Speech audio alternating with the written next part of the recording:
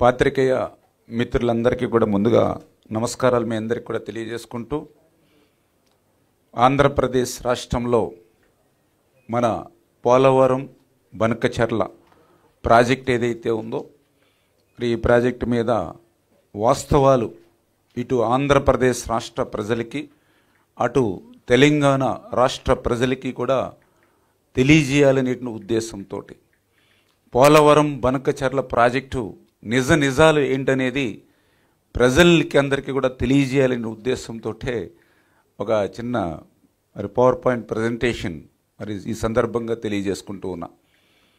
ఎందుకంటే గత కొన్ని రోజులుగా ఈ పోలవరం బనకచెర్ల మీద కొన్ని అసత్యాలు లేకపోతే వాస్తవాల్ని వక్రీకరించి ఏదైతే మాట్లాడుతూ ఉన్నారో, ప్రెస్ ద్వారా చెప్తూ ఉన్నారో, అటువంటి స్థితి నుంచి ఏది వాస్తవాలు ఏది అవాస్తవాలు ఏవి నిజాలు అనేది ప్రజలందరికీ కూడా, ప్రత్యేకించి ఉభయ రాష్ట్రాల తెలుగు ప్రజలందరికీ కూడా తెలియజేయాలనే ఉద్దేశంతో ఈ యొక్క బనకచెర్ల ప్రాజెక్టు వాస్తవాలు అనే విషయాన్ని మీ సందర్భంగా తెలియజేసుకుంటూ, అందులో భాగంగా ముందుగా మీ అందరికీ కూడా తెలియజేసుకుంటూ ఉన్నా.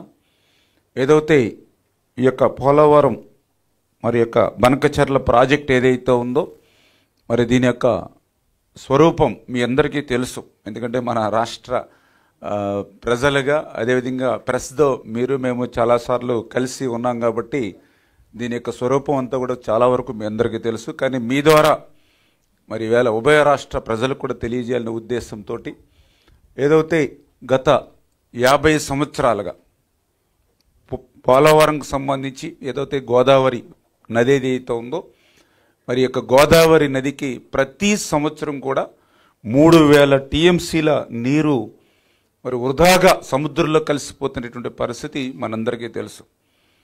ఇది ఏదో ఒక సంవత్సరం కాదు, దగ్గర లాస్ట్ 50 ఇయర్స్, గత 50 సంవత్సరాల చరిత్ర తీసుకుంటే గోదావరి నది నుంచి వృధాగా 3000 టీఎంసీల నీరు వృధాగా సముద్రంలో కలిసిపోతుంది.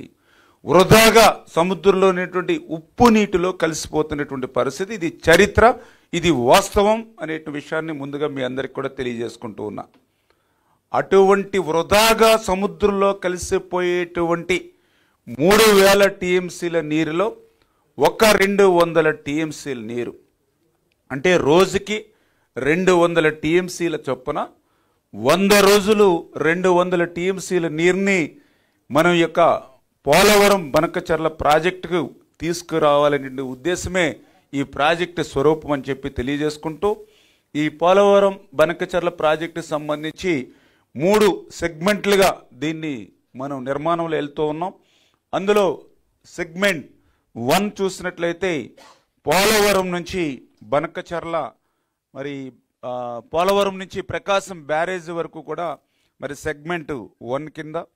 అదేవిధంగా సెగ్మెంట్ 2 చూస్తే ప్రకాశం బ్యారేజ్ నుంచి 173 టీఎంసీల సామర్థ్యంతో బొల్లాపల్లి రిజర్వాయర్ వరకు కూడా, అంటే 6 లిఫ్టుల ద్వారా ఈ సెగ్మెంట్ 2ని, అదేవిధంగా సెగ్మెంట్ 3కి సంబంధించి బొల్లాపల్లి రిజర్వాయర్ నుండి 3 లిఫ్ట్లు, అదేవిధంగా 2 టన్నెల్స్ ద్వారా బనకచెర్ల వరకు కూడా తరలింపు. ఇది ఈ రకంగా 3 సెగ్మెంట్లతోటి ఈ యొక్క పోలవరం బనకచెర్ల ప్రాజెక్టుకి రూపకల్పన జరిగింది అనేటువంటి విషయాన్ని ఈ సందర్భంగా తెలియజేసుకుంటూ, అందులో ఏదైతే 2వ సెగ్మెంట్కి సంబంధించి మీకున్నటువంటి ఆ యొక్క బొల్లాపల్లి రిజర్వాయర్ ఏదైతే ఉందో, ఆ బొల్లాపల్లి రిజర్వాయర్ కూడా అది సహజ సిద్ధంగా ఏర్పడినటువంటి రిజర్వాయర్, ఏదో కృత్రిమంగా ఏర్పడింది కాదు.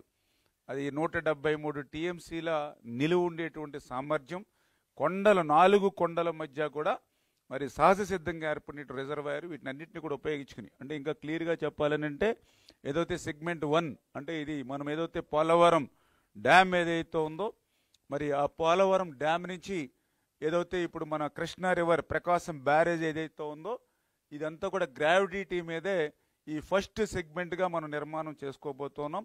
అదేవిధంగా ఈ యొక్క కృష్ణా రివర్ నుంచి ఏదైతే 6 లిఫ్టుల ద్వారా బొల్లాపల్లి రిజర్వాయర్ ఏదైతే ఉందో ఇది రెండవ సెగ్మెంట్ కింద. అదేవిధంగా మూడవది ఈ బొల్లాపల్లి రిజర్వాయర్ నుంచి 3 లిఫ్ట్లతోటి అదేవిధంగా 2 టన్నెల్స్ తోటి బనకచెర్ల ఏదైతే రెగ్యులేటర్ ఉందో అక్కడ వరకు కూడా చేస్తూ ఉన్నాం. ఇందాక నేను చెప్పినటువంటి ఏదైతే బొల్లాపల్లి రిజర్వాయర్ ఉందో అది సహజ సిద్ధమైనటువంటి రిజర్వాయర్. ఇది ఏదైతే పోలవరం బనకచెర్లకు సంబంధించిన ప్రాజెక్టుకు సంబంధించి బ్రీఫ్ నోట్ అని చెప్పి మీ ద్వారా ముందుగా తెలియజేసుకుంటూ, మరి అదేవిధంగా ఏదైతే ఇటువంటి బనకచెర్ల ప్రాజెక్టుకి సంబంధించి వాస్తవాలు ఏవైతే ఉన్నాయో అవన్నీ దయవుంచి అందరూ కూడా గమనించవలసిందిగా మీ అందరినీ కూడా కోరుతూ ఉన్నా.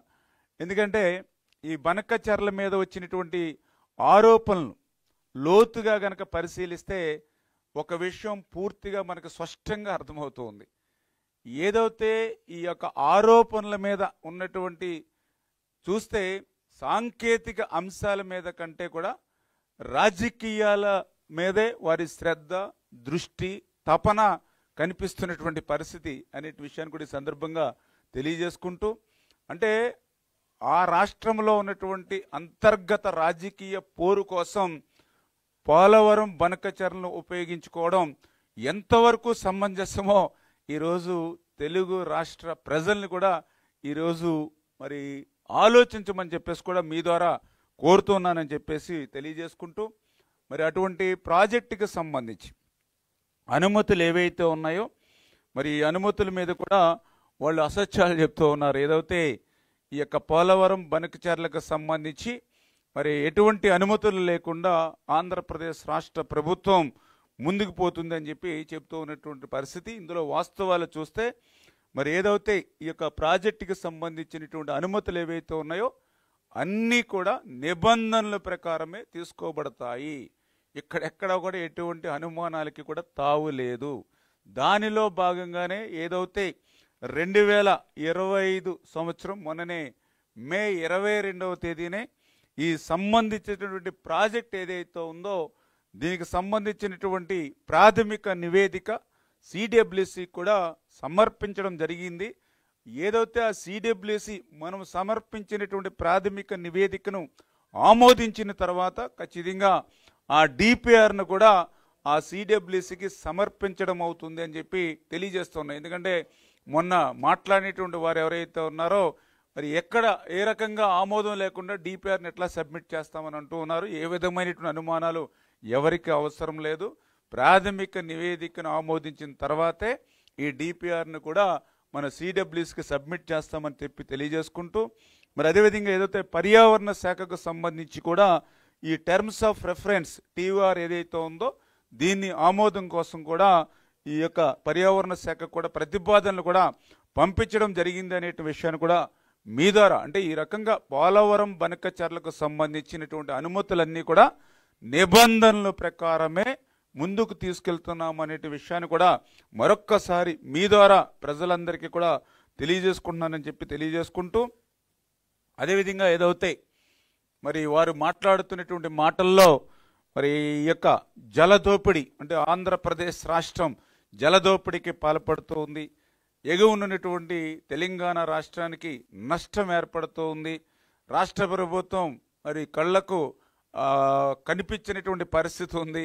లేకపోతే ఏదైతే నిబంధనలకి అనుకూలంగా కేంద్ర ప్రభుత్వం పనిచేయలేకపోతుంది అని ఇటువంటి విమర్శలు ఏదైతే మాట్లాడుతూ ఉన్నారో దయవుంచి అటువంటి వారి విమర్శలు ఏవైతే ఉన్నాయో వాటిని కూడా రాజకీయపరమైన విమర్శలుగా ఈరోజు ప్రజలందరూ కూడా గమనించవలసిన అవసరం. ఎందుకంటే చాలా క్లియర్గా చెప్తూ ఉన్నాం, పోలవరం బనకచెర్ల ప్రాజెక్టు వల్ల ఎగువ రాష్ట్రాలకు ఎటువంటి నష్టం లేదు. ఇది చాలా క్లియర్గా అందరం కూడా అర్థం చేసుకోవాల్సిన అవసరం. ఎందుకు ఈ మాట చెప్తున్నామనంటే ఏదైతే విభజిత ఆంధ్రప్రదేశ్ రాష్ట్రం ఏదైతే ఉందో ఇది థాయిలాండ్ రాష్ట్రం. ఇది అంటే ఈ యొక్క గోదావరికి దిగువన ఉన్నటువంటి రాష్ట్రం ఇది థాయిలాండ్ రాష్ట్రం. అటువంటి థాయిలాండ్ రాష్ట్రం అయినటువంటి గోదావరి నది మీకు కూడా తెలుసు, ఈవేళ భారతదేశంలోనే అతి పెద్ద నదుల్లో 2వ నది గోదావరి నది అనే విషయం కూడా మీ అందరికీ తెలుసు. ఈ గోదావరి నది కూడా ప్రతి సంవత్సరం కూడా పెద్ద ఎత్తున వరదలు వస్తూ ఉంటాయి. గోదావరి ఉగ్ర రూపం ఏంటో ప్రత్యక్షంగా మన రాష్ట్ర ప్రజలు ప్రతి సంవత్సరం కూడా మనందరం కూడా చూస్తున్నటువంటి పరిస్థితిని కూడా మీ అందరికీ తెలియజేస్తూ, అటువంటి ఉగ్రరూపమైనటువంటి గోదావరి వరదల యొక్క తీవ్రత కానీ, ఆ గోదావరి వరదల వల్ల వచ్చేటువంటి నష్టం కానీ, ఆ గోదావరి వరదలు వచ్చేటువంటి సమస్యలు కానీ, ఇబ్బందులు కానీ అన్నీ కూడా ఎవరు భరిస్తూ ఉన్నారు? ఆంధ్రప్రదేశ్ రాష్ట్ర ప్రజలే భరిస్తున్న విషయాన్ని ఈ సందర్భంగా గుర్తు చేస్తూ ఉన్నా.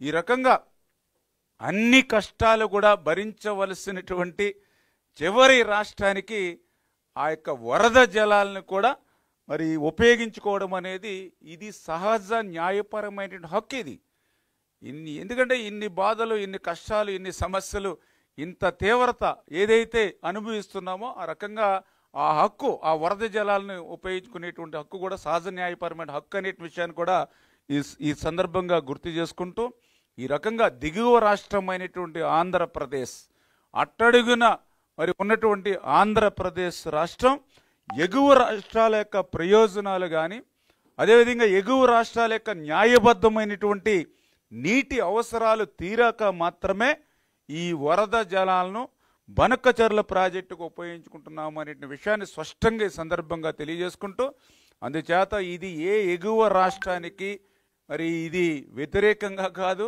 నష్టం చేకూర్చేది కాదు అనే విషయాన్ని స్పష్టంగా తెలుగు రాష్ట్ర ప్రజలందరూ కూడా మరి గమనించాలని చెప్పేసి కూడా మరి మీ ద్వారా అందరికి కూడా తెలియజేసుకుంటూ ఉన్నా. మరి ఈ రకంగా ఉన్నటువంటి గోదావరి వరద